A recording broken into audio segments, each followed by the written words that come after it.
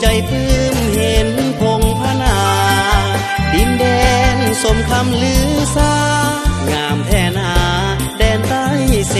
กอเมืองละมามลือนามเขตพัฒนาหกเขตประสาทเขตหนึ่งที่ว่าเขตสะบานเฮืองหองเขตสองบ้านโพงามล้นหน้าแสงแคมทองเขตสามดอนจันงามทองเสน้อยเฮงหงภูเขามังมีเขตสี่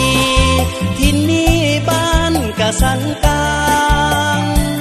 สามสร้างแนวทางแผนสร้างเมืองน้อยเสริมสีเขตห้าตะนึมบ่ลืมน้ำใจไมตรีเขตหกตอกองค์แก้วนี้ประวัติเขตนี้บุรุษห่างกายใจห่วงหาอาสามาหวนออกแหงมาช่วยควันแพง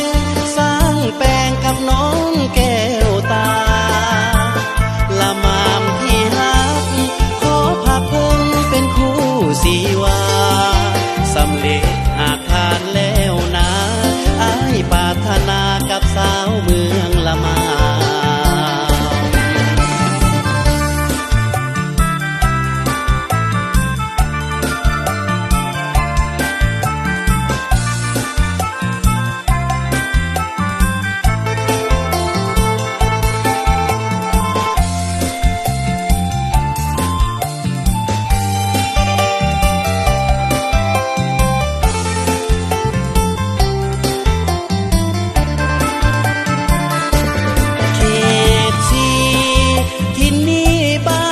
มสังกา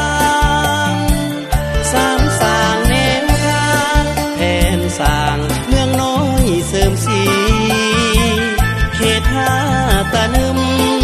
บ่ลืมน้ำใจไมตรีเขตหกต่อ